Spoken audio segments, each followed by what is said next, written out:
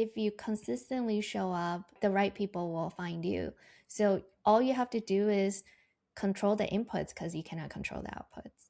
And so from the very beginning, I believe that I'm just going to show up because I could control that. And even if people don't comment, it's not an indicator for anything really. And that my Interesting. job is to just put high quality thinking out there. Welcome to Success Leaves Clues, the podcast where we interview business owners on how they built their businesses and the hard lessons they learned along the way. My name is David Swin, and I'm a business coach and the founder of Purple Circle, where we help business owners achieve their first 6-figure, 7-figure, and 8-figure year, all without sacrificing their quality of life. Before becoming a business coach and before founding Purple Circle, I started and scaled several 7- and 8-figure coaching businesses and have been a consultant at several businesses doing over $100 million each, including some that are publicly listed and doing over $1 billion each. In every episode of the podcast, you're going to learn lessons that took our guests years to learn, and you'll be able to learn that in minutes. No matter if you're a new business owner or an established business owner, every episode is going to give you the clues in order to elevate your business. Welcome to Success Leaves Clues podcast. I'm Pedro, and today I'm joined by Nancy Chu, founder of Nancy Chu Co, a coaching practice for senior product leaders.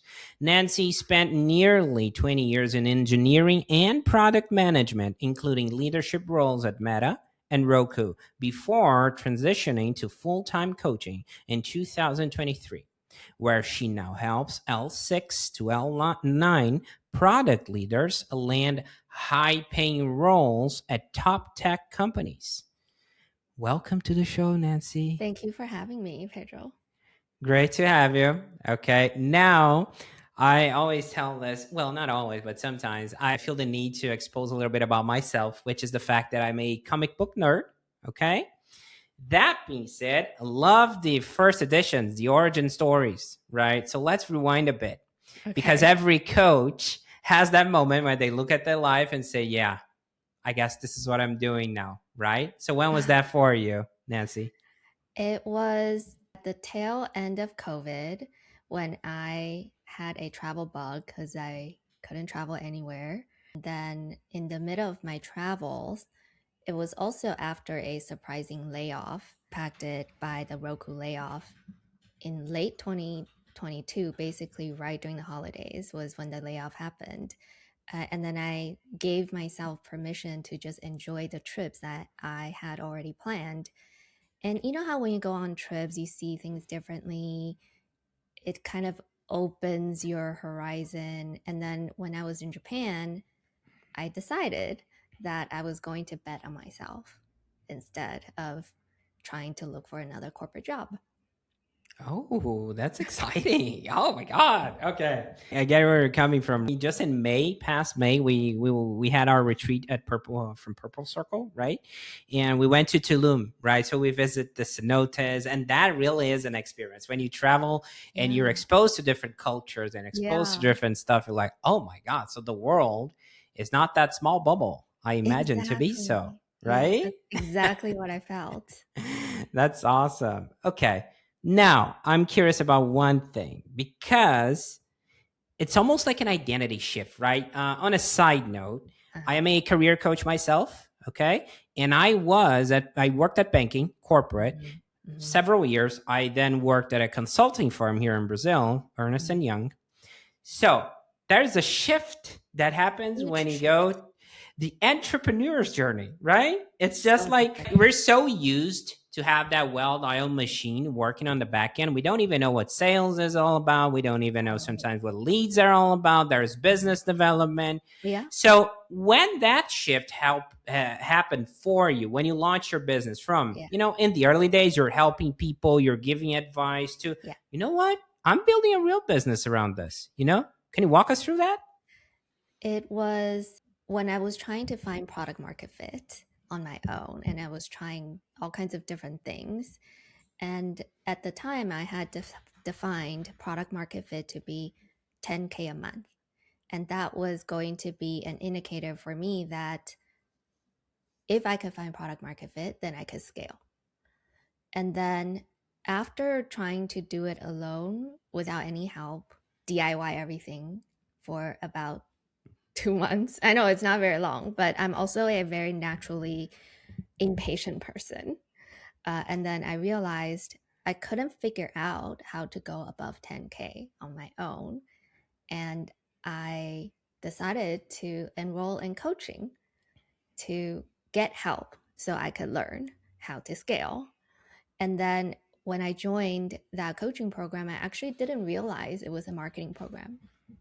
The promise of that program was that we were going to help you grow your business without burning out, right? That was the main promise. And then I joined. And then later on, I figured out, whoa, I'm learning how to market. And as a product manager, I never seriously thought about how the business runs outside of R&D, outside of product development.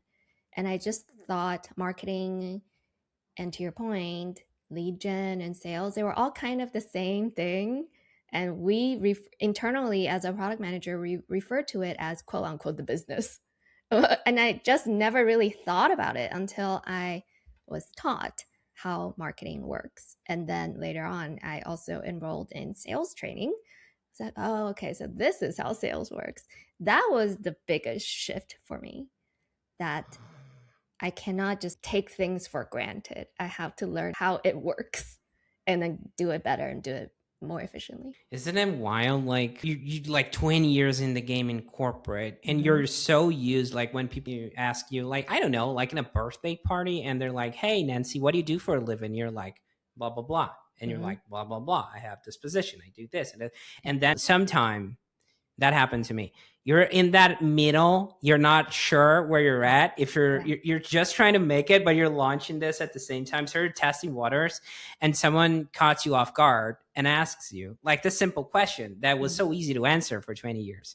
They're like, yeah, I do this. And then, and you realize, okay, I'm not 100% sure of actually who I am, because that's an identity piece, right? It was identity crisis. Because I, like a lot of people in my community, we tie our identity to how prestigious our companies are. Losing that identity was very confusing and also scary. Am I really ready to let go of the quote unquote prestige that people assigned my company, my employer, that is? And being courageous enough to let go of what prestigious means to everyone else. And I get to define what it means on my own terms for myself without getting biased by what other people think. So interesting. You're in that space, and then people, they change companies and they're like, oh, that sounds like a downgrade and all that. I remember that in banking, right? Yeah, people are comparing, because at the end of the day, they're so tied with the company they work for, but they don't realize they're just an employee, dude. That's not a big deal, right? It's just like, and people, I think, I'm not sure if you agree with that, but I feel like corporate in a way suppresses the true self. You're getting their version of who you should be. That's right. To, get you fit in the box. That makes sense? Yes. Also, there's a dopamine hit when the quote unquote prestige kind of gets awarded to the employees. So at the time when I was working it was still Facebook and not Meta. There was a lot of prestige associated with that brand. And so it felt very good to tell people, oh, I work at Facebook, or, oh, I'm a Facebook product manager. Like that felt very good. And for 6 years when I worked there, my only dream at the time was to grow in that company so I could climb the ladder and continue to increase my level. And that was my entire career goal, because that's what people assumed and associated prestige to be. And that's what I wanted. Until that shift happened, and I had to basically let go of what I thought prestige to be and create my own path. Okay, now let's talk about that path, right? Because almost 4 years in the game, 3 years with Nancy Chu Co, 3.5 years. Let's settle on that. And then, I'm not sure if that happened to you, but at least it happened in my own business, right? In coaching, which is like in the early days, Most coaches, they're just trying to make it to see if this is really gonna land, Yeah. right? So there is almost like an evolution of who you serve and the people you tend to attract in the early days. Sometimes we're Yes. trying to coach everyone, not saying it's your case, Mm. but eventually we tend to sharpen the blade, right? We tend Yeah. to, attract a certain type of individual. We realize, okay, actually I can really help these people. So Yeah. my question to you is the evolution of your ideal client profile in the Yes. early days compared to now, and who do you serve now? Yeah. So the description that you had for my business was in the early days, L6, which is a level 6 and above. Earlier this year, I not pivot, but I redefined whom I want to serve, and that is the level 7 and above. In the very, very early days, though, I tried all kinds of different levels. I tried various different topics. And then I realized I could do my best work if I could focus on the level 7s and above. And those are the people I'm serving for. Level 7 is a Meta and Google terminology. And outside of Meta and Google, most of the time it maps to director and senior director and above. So that's what that means. Oh, thankfully you cleared that out. I was like, what the hell is even that, right? Oh, good. Okay. So let's do a little quick game of pretend here, Nancy. Let's pretend I'm a level 7 and above. I'm your avatar, your Yeah. ideal client Right. profile. Okay. Yeah. So first of all, Nancy, how would I be able to find you? Okay. Marketing wise. LinkedIn, Substack, and YouTube. LinkedIn, Substack, and YouTube. Okay, still in the game of pretend. Let's say I looked at your LinkedIn profile, or even your Substack, or even watch some stuff on YouTube, right? Len, let's say that resonated. What you got out there resonated with me. I'm like, Yeah. you know what? Nancy seems pretty cool. And I reached out, right? I was Yeah. like, hey, Nancy, how does it look like to work with you? However, that looks like right now for your process. And we can speed up the sales process, totally up to you. You can add a side note there. My question to you is like, can you give me an understanding of how you structure your business from an onboarded point of view, right? I'm a client. Is Yeah. this like one-on-one? Is it one-to-many? How does that look like? How do you help me? And the potential outcomes I can expect. The potential outcome is helping you land a job offer that pays you 900,000 in total comp and above. That's the outcome, or that's the goal. How I could help you is either through a group coaching program or a private coaching program. You were also asking about the sales process. It depends on which channel you find me at, but most of the time, let's say you find me on LinkedIn, you express some interest, you would fill out some questions that I have for you so that I get to know you better. And this is done async. And if I feel that based on your answers, I have the right skill set to help you, then I would also see, because I could tell from my answers, how well you know my content. And if I feel that you don't really know my content yet, then I would ask you to watch certain videos first to get to know me better. And if my perspectives and my style and my personality resonates with your learning style, then there's a high chance that we would be able to work very well together. So I would ask you to watch those videos first. And then I would then ask you which parts of the videos resonated with you and which parts didn't. And that gives me another signal on whether we have similar styles. And then I would then ask you, the next step is to send you all the information on how I can help. Then I would send you all the information. And then I would basically then ask, are you in or out? Or if you have any questions. And if you have any questions, happy to answer any of the questions. And if you're not sure yet, you could come to our monthly community roundtable. And I've been running these roundtables for free for, I guess, 3 years now. You could come for free. And some of my clients have been coming to the roundtables multiple months before ever reaching out. And so that is a summary of what the touch points and sales process looks And just to clear out that, you mentioned you help them land the job, right? like. And there's a classic career coach prospect question, which is something, what do you do? You're going to get me the job? Are you going to apply for me? Can you run down that explanation just so for Yeah, people to totally. understand what exactly that entails? Yeah, great question. So there are two parts to the job search process. One is getting interviews, and then second is acing interviews. So I don't help with getting interviews. I help with acing interviews. Great. Okay. And what would you say that that's one thing that I'm very curious about. Like, let's say I'm being onboarded, okay?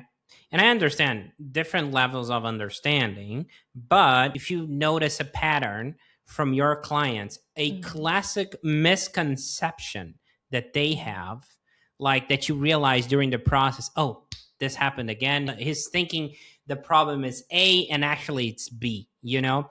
What would you say would you pinpoint for the audience and people listening that could be interested in that is like the main thing you realize people in your space are having a misconception about?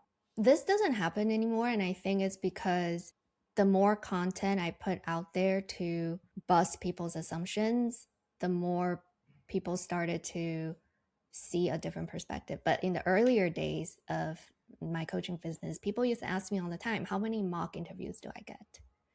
They were using that number as a proxy to judge how much value they could derive from the program. I don't get that question anymore. And I think, and I don't know this to be sure exactly, but I think it's because now that I'm more than 3 years into my business and content marketing is a big part of my business, I am constantly sharing my perspective that quantity is not necessarily a good proxy to evaluating how much value you could get or how much help you can get. Because practicing the same things over and over again doesn't mean that you're learning a new way of communicating or a clearer way to think about the problem that you're asked to solve in these interviews. And so the more I talked about how to think more deeply, the more I talked about how clear thinking is a prerequisite to clear communication, the less I've been getting asked, how many mocks do I get? Love that. Okay. I'm curious about another thing. I've seen a lot of coaches like, oh, I'm not going to send them X, Y, and Z video because people don't have the time. And you were discussing about sending async videos, right? Yeah, And I yeah. imagine the first one was not easy to send to, right? Because there is some scarcity mindset behind it. Like, oh, they're not going to watch it. I'm going to try to do all the heavy lifting myself and explain everyone about what your program entails. I understand that. Wasn't it easy for you to adapt that to actually start doing that in the first ones when you're like, hey, watch this? Because there are a lot of people that are afraid to send people things because they're not Oh, going to watch and all of that. I never had that assumption. I never assumed that people would object to watching videos. And in fact, a lot of people reach out after they watch my YouTube videos. And it could be the people that I serve. They love DIY and they love to try to figure things out on their own. And so they would look to see what content you have out there. They would scrub the internet for all kinds of resources. They will find all the resources that they can find. They would talk to LLMs to get all the tips and tricks. They would just do a lot of things on their own before even reaching out, because even reaching out is a sign of weakness to a lot of my people, that they don't even want to really consider that they need help. And these are high performers, right? These are people who have always been at the top of their game all their lives. And so it's not a very natural thing for them to reach out for help. And so I never had the assumption that people don't have time or people would not want to watch a video. Which brings me back to my follow-up question, right, that you mentioned. It's like content marketing, right? Yeah. Engagement, clicks, and all that. If I'm understanding your ICP correctly, they're not the guys who's gonna raise their hands in a comment section and say, hey, I need help, right? No, They're they're gonna not. Yeah. watch in the dark, like Yeah. secretly Yes, follow they you. do. And Yes. like come up with you and say, hey, I've been watching your stuff for I don't Yeah. know how many months, but Yes, they never that's correct. comment. They never lie because That's they don't want correct. to expose themselves, right? I Also, got they that don't right? want other people to know. Mm. Yeah. They feel vulnerable by showing up their true colors out in the open. I mean, who wouldn't? Okay, Right. interesting. So, does that make it hard for you to, metrics, engagements, like you're posting and people are not commenting, right? And you're like, in the early days specifically, In or did you the already early got that dialed in? in the early days, I already believed that if you consistently show up, the right people will find you. So all you have to do is control the inputs because you cannot control the outputs. And so from the very beginning, I believe that I'm just going to show up because I could control that. And even if people don't comment, it's not an indicator for anything really. And that my Interesting. job is to just put high quality thinking out there. Right. Well, you cannot control their expectations, right? So at the end of the day, it's about the input and the output you mentioned. Okay. Yeah. Now, I want to shift gears for a second, talk a little bit about business, okay? Okay. Because, well, on a side note, I see a lot of coaches out there advocating against burnout, for example. And Yeah. sometimes they're burning out themselves, right? Mm-hmm. Because they're wearing all the hats. That's a Yeah. classic one. Like Yeah. you move to coaching, now you're the marketer, Yeah. you're doing sales, you're Yeah. doing delivery, blah blah blah. You know what I'm coming from. So, and your work seems pretty hands-on. Mhm. So, how do you think about capacity so you don't stretch yourself too thin, Yeah, Nancy? I actually think that I made my first hire a little bit too late. I wish that I had hired earlier in my business. It's never too late, and I needed to go through that to learn it very well. And so now I see hiring as an investment. It's not an expense. I used to think it's an expense. Hiring the right people is how you grow the business, or even if you don't want to grow the business, it's how you can sustain it without burning out. Okay, good thing that we're both, alive. There's always time to correct the path. So the past is the past. It's all Yeah. good. Now, another topic I love touching and talking about is pricing. Nothing about hard numbers here, more about the Mhm. mindset behind it, right? Yeah. Because at the end of the day, Nancy, us coaches, we are charging for our time, right? It's a very self worth path in a Mhm. way. So, how do you think about the topic today? And were there any Yeah. lessons along the way that shaped how you landed where you are now? Yeah, it's much easier for me to sell high ticket than low ticket. And that was a lesson learned along the way as well. It's not that I'm selling my time, right? I'm selling a shortcut. I'm selling heuristics so that you don't have to figure everything out on your own. I am selling patterns that have worked for other people in the past that are likely to work for you as well.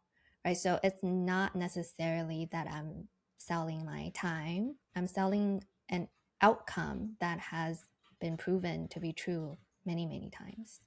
Awesome. Okay.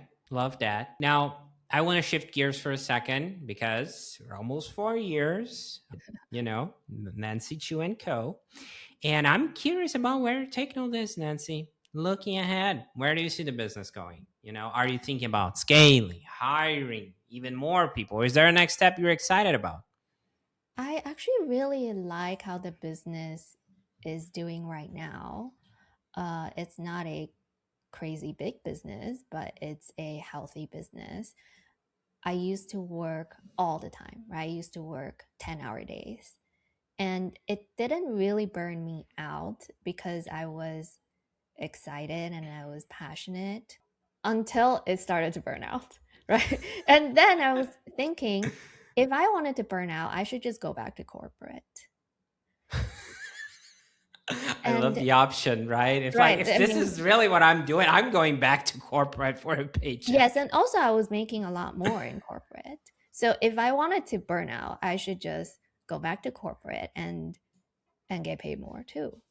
But that's not what I want today. I want a lifestyle business. And people in my community, because in tech, there's a lot of tech startups, and the playbook for startups in tech is that you get product market fit, and then you show early signs of success, and you try to get VC funding, and then you scale, right? That's the known playbook. And if you were talking to a VC, they almost look down on lifestyle businesses as if it's second tier citizens, right, in their eyes. But to me, a lifestyle business is tier one business, right? Lifestyle business is winning, and that's what I want. And so when I think about the future, I want to continue to enjoy not having to work all the time, but still have a healthy business. Okay, so we have to respect certain boundaries. And I love the fact that you mentioned for you. I think every business needs to have that vision of what the owner wants to do with it, right? So if you want a lifestyle business, dude, what do they have to do with that, right? It's your business. I mean, their problem, right? If they don't like it, or it's second tier, whatever they want to call it. Right. Now, of course, whenever we're aiming towards the next chapter, even if it is to keep the lifestyle business, the boundaries, there's always something we're refining in the present, right? Yeah. Although we don't want to burn out, I get it. But what are you currently trying to improve or tighten up in your business right now? I think the operations is one thing I'm trying to tighten up. There's still a lot of manual work that is in my head, not yet shared with my team, or not yet shared with AI, or it's me operating some AI workflow on my own. Ideally, I don't hold so much information in my own head, and that I need, well, I want, not that I need, but I want other people to do it for me instead of me doing it on my own. You're talking about systems and all of that. That really is aligned with the lifestyle business. So it doesn't rely so much on you, right? In your head. So we have to extract that data, that piece of information, get into an SOP, run for it with the team, and see if we can, take off your plate some of that stuff so we can respect those boundaries. Okay. I get it. Now, at the start of the podcast, I mentioned I'm a comic book nerd, right? So let's do a little bit of a sci-fi thing here real quick. So Nancy, let's pretend we have a time machine in front of us. Okay. We're going to have two stops. One stop, 3.5 years ago, you can go back in time when Nancy Chu Co was founded, and you can give Nancy, your past self, one piece of business advice you wish you knew back then that you know now. What would that be? Hire help before you spend too much time trying to do it on your own. I also think it's coming from a place of entitlement. It's more of an investment. Yes, it is investing in yourself, but also it's to help yourself too. You would just learn so much if you could hire help sooner. Dude, you know what that sounds like to me? It sounds almost like, because you're describing the ICP for me, right? Sign of weakness, to reach out for help and all that. To me, it sounds like your journey in a way, right? In a good way, actually. It's almost like a humbling experience. Like, reach out for help, and it's almost like you're, in a way, helping other people to realize that it's okay to reach out for help. Oh, definitely. I think the biggest mindset block is that I cannot afford help. I've hired so many coaches. I probably swing to the other end of the spectrum, which is I'm kind of addicted to getting coached. Now I don't want to figure anything out on my own anymore, which I don't think is healthy at all. Like, everything in life needs to have a healthy balance. So I'm trying to come back to the middle. But I think where most people are is that coaching is expensive or hiring help is expensive, but they don't know how beneficial it is. And now I have a budget for coaching. I think not a lot of people actually budget for it. But for me, it's just part of how the business runs. I have a marketing budget, right? And so therefore, it's a no-brainer that I would also have a coaching budget. It's just of course, I would have a coaching budget. I would just not run a business without it. Interesting. And like, you remind me of a book, right? You probably read that book, the Dan Sullivan one, the Who Not How. Oh, yes, love it. And also 10x is easier than 2x. Of course. Okay, now we're gonna have our second stop, Nancy. Okay. Second stop, you can pinpoint a time. I know you may have several moments. a moment in those 3.5 years, 3.5 years, that you felt so fulfilled, right? You felt like your cup was filled. And in a way, you were like, oh, this is why I started this, Yeah. you know? And you may have several, like I said, but I want the top of mind that you have, like, Well, the gut instinct is whenever my clients get success is that fulfillment moment because it's the two sides of the same coin. If I were to tie the fulfillment with my client's success, then it means that if they're not able to see success, then I would basically question the validity of my business. It is a dangerous place to be. And to what I said earlier, that everything has to be a healthy balance. I am fulfilled if I could provide high quality input into the system. I cannot control the output of the system, right? And so I cannot have my fulfillment be tied to something that I cannot fully control. And so if I stand behind the inputs that I feed into the system and they're coming from a high quality, genuine, graceful place, then I feel fulfilled. That is so interesting because it's not a done for you coaching at the end of the day. It's a done with you, Yeah, right? for sure. So there is a variable, well, different variables there Yeah. from the coachee's work to do. So like they Yeah. need to put in the work, right? Okay.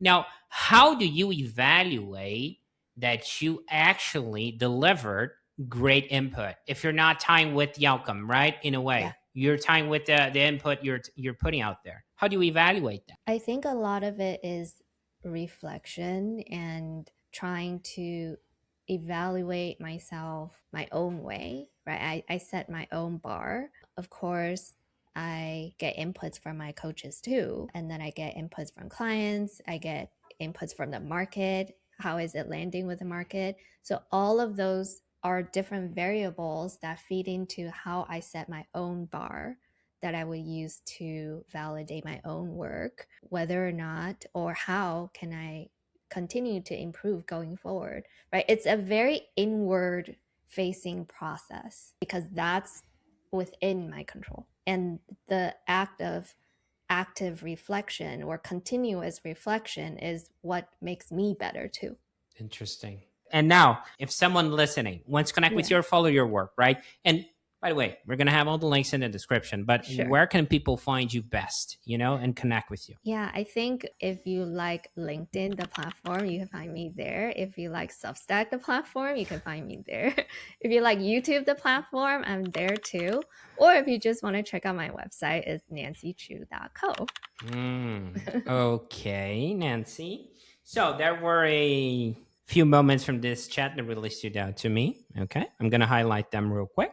I would say, first of all, back to the origin story. So we had a pivotal moment, the Roku layoff and travel bug, as it seems like, and Travel bug, yes. yeah, and you're questioning reality, Yes. right? At that point, you're like, is this life? Is this what's really is about? Do I chase for another, go to the job market? Do I do my own thing? As it sounds like you picked the letter, right? So did your own thing. So that's cool to watch. Really love the entrepreneurial journey because at the end of the day, to me, it feels like it's a soul wrecking experience. It's like it exposes all of your vulnerabilities, It's a spiritual journey. 100%. Like being an entrepreneur, it is a freaking journey. I tell people that all the time. Yeah. Now, second thing that popped up to my mind is when you were talking about how people are evaluating, like how many mock interviews do I get? Yeah. So the tendency sometimes, but it's not the quantity, like mock interviews or even hourly rates, right? Because that's a classic in the space. Also, it's like, oh, he's charging X, Y, and Z for his hour, or do you do how many mock interviews? And I went through that path too. I was charging by the hour in the early days, and that made me a commodity. Because people were comparing my fees to, I don't know, a dentist, a cleaning lady, a plumber. It gets wild. Stuff starts losing sense, and it puts you in a bad spot. I love the fact that you framed that it's not about selling my time. I'm selling the outcome. which is a transformation at the end of the day, right? Yeah. So if you can make the result happen with input, valuable Yes. input, by the way, Yes. that you put out there in one mock interview, it's not about having 1 or 10, dude. Yeah. It's about having the right one, right? Yes. Let's save you time. Yes. Yes. You know, and this is just my long-winded way of saying, I appreciate what you do, Nancy, and I appreciate Thank you you. being here and sharing so openly today. It was great Thank having you you for on. having me. That's it for this episode. This episode, as well as this podcast, was brought to you by Purple Circle, where we help business owners elevate their business to 6, 7, and 8-figure years, all without burning out. If you're looking to grow your business, as well as get the time freedom that you are looking for, visit us at joinpurplecircle.com and see what we can do to help you and your business.